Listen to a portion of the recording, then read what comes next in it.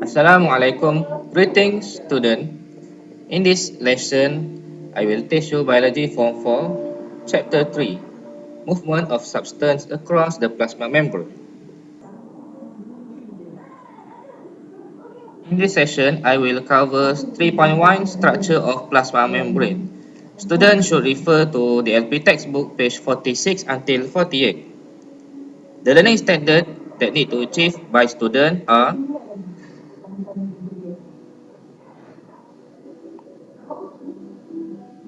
I will move to the next slide.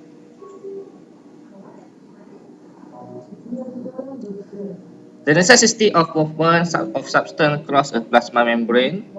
The term need to understand by student is metabolism.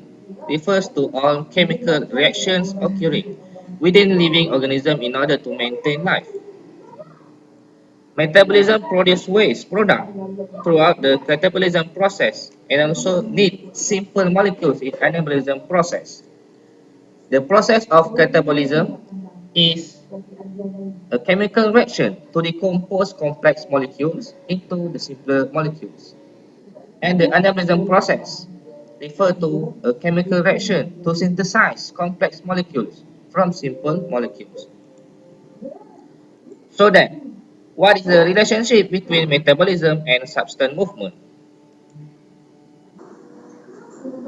The relationship are: a cell needs nutrient and oxygen brought out into the cell across the plasma membrane from the external environment.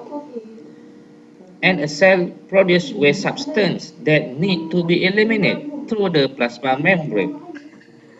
And plasma membrane itself regulates the types and quantity of substance needed by a cell. Let's see the component of a plasma membrane and its function based on the fluid mosaic model.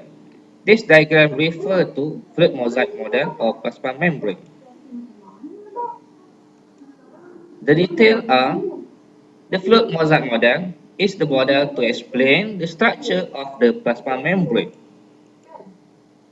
It was proposed by S.J. Singer and G.L. Nicholson in 1972.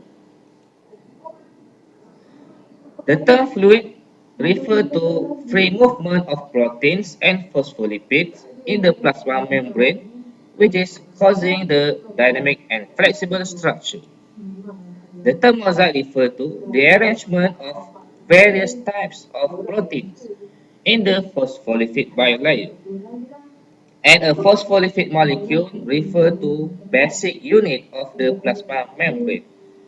And the phospholipid arranged in two layers to form a plasma membrane.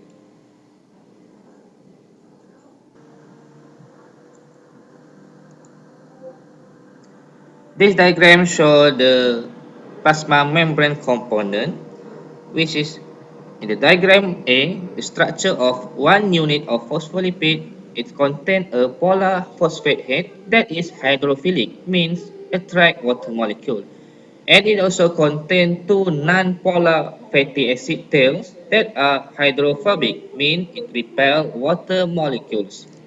These phospholipid molecules will combine to form two layers of phospholipid that in diagram B, we can see that the hydrophilic head pointing outwards and the hydrophobic tail pointing inwards. Meanwhile, the diagram C refers to one phospholipid bilayer with various types of protein molecules and cholesterol. We can see there are cholesterol here and two types of protein here, the carrier protein and the core protein. Also, we can call it as channel protein. And they are the outside of the cell and the inside of the cell. The outside of the cell means this plasma membrane will face another cell plasma membrane. The inside of the cell means the cytoplasm content of the cell. The outside of the cell, we can see there are two types of antenna here. We call as glycoprotein, and the second antenna is glycolipid. So we'll move to next slide for the detailed component. The component is cholesterol molecule. The structure embedded between the phospholipid molecule. The function is make the plasma membrane stronger and more stable, and the plasma membrane become more flexible but less movable to water-soluble substance, such as ions. The next component is the carrier protein.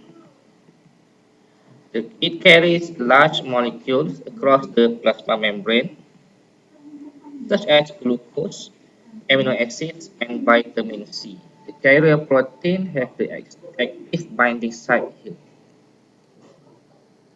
And the next component is the pore protein.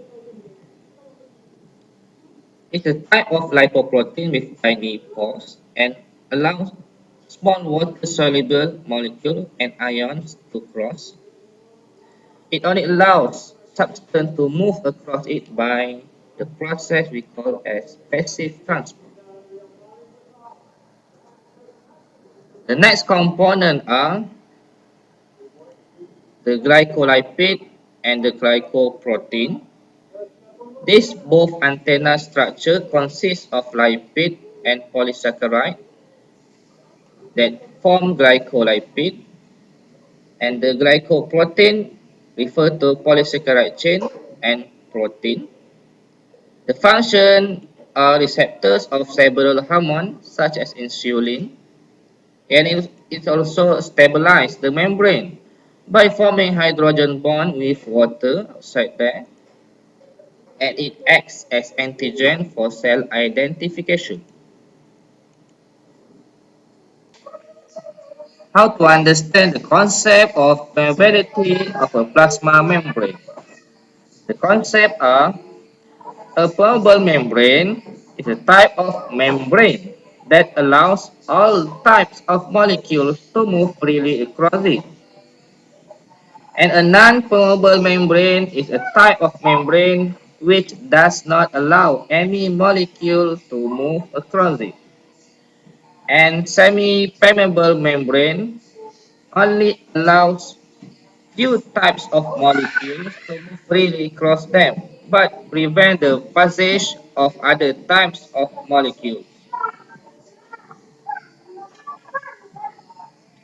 So the characteristic of phospholipid bilayer, which is semi-permeable membrane, the characteristic are the phospholipid possess the polar hydrophilic head and non-polar hydrophobic tail.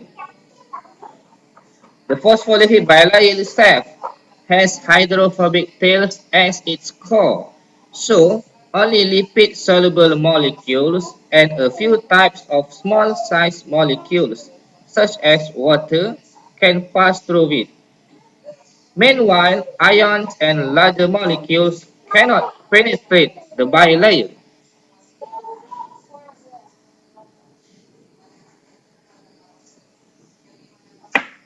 So why plasma membrane is semi-permeable? The first thing is the transport of substance that move across it is regulated by the structure of phospholipid bilayer, the pore protein, and the carrier protein. Two types of different molecules that can move across phospholipid bilayer freely, while other types of molecules need to be transported by pore protein or carrier protein.